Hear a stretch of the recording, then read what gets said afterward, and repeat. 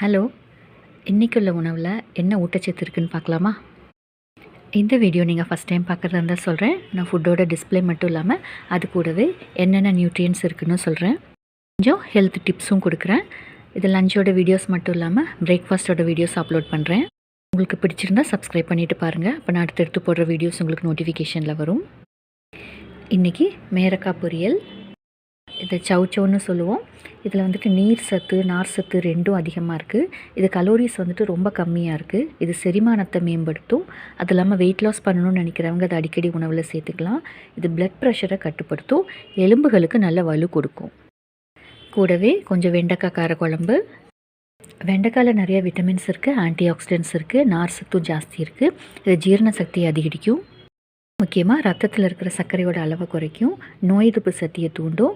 இது வந்துட்டு wait லாஸ்க்கும் help பண்ணும், எலும்புகளுக்கு நல்ல வலு கொடுக்கும். முக்கியமாக இதில் பெக்டின் இருக்கிறனால கெட்ட கொலஸ்ட்ராலை நல்லா குறைக்கும். கொஞ்சம் ரசம், இது ஜீரண சக்தியை அதிகரிக்கும். கூடவே கொஞ்சம் சோறு, இதிலிருந்து நமக்கு கார்போஹைட்ரேட் கிடைக்கும். இது கஞ்சி வடித்த சோறு, ஸ்டார்ச் அவ்வளோக்கும் இருக்காது, அதனால் நமக்கு வெயிட் அவ்வளோக்கும் ஏறாது.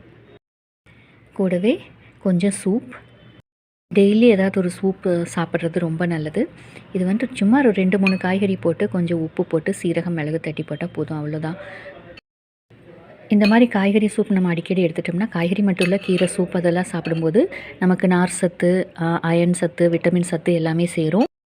இது ஹார்ட் ஹெல்த்துக்கு வந்துட்டு ரொம்ப நல்லது. அடிக்கடி நம்ம சூப் எடுத்துட்டோம்னா, அது இல்லாமல் நம்ம கண் பார்வை வந்துட்டு நல்லா இம்ப்ரூவ் பண்ணும். அந்த ஐ சைட் வந்துட்டு நல்லா இம்ப்ரூவ் ஆகும்.